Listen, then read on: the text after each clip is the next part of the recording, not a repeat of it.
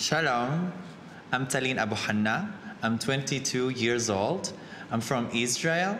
I was born in Nazareth and I live in Tel Aviv.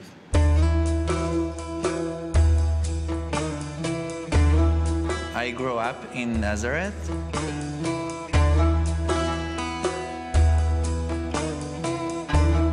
I'm from big family, Abu Hanna family. And something that I love to do all my life, it's to dance.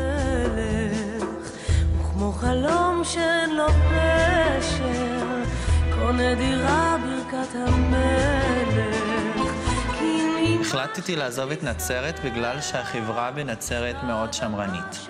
בפעם הראשונה שהגעתי לתל אביב מאוד התרגשתי, כי שמעתי על העיר שהיא עיר מפותחת, יש הרבה אנשים מהקהילה הלהט"בית, אני יכולה להיות את מי שאני ולהתנהג איך שבא לי, ולהוציא את הילדה או את הדמות שאני חיה בתוכי, ואנשים יראו אותה ויקבלו אותה. כששמעתי על התחרות של מיס טרנס ישראל, שמחתי לראות שבאמת עושים בשביל הקהילה של הטרנסיות תחרות כזאת, שאנחנו בתוך הארון ואנשים לא רואים אותנו, הם לא יודעים מה זה. כשזה בא ויש חשיפה, אנשים מתחילים יותר לראות ולקבל. היא מועמדת מספר 2!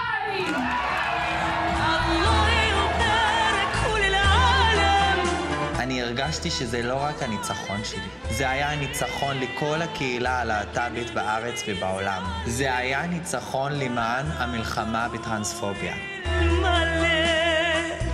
אני זכיתי להיות ישראלית, כי אני פה קיבלתי משהו שבשום מקום אחר לא הייתי מקבלת. זכיתי בלהיות אישה שלמה, לחיות כאישה וללכת עם איך שאני מרגישה. אני חיה ואני הולכת ברחובות עם הראש למעלה, עם מה שאני ואיך שאני.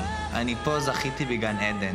Israel gave me the peace between my body and my soul.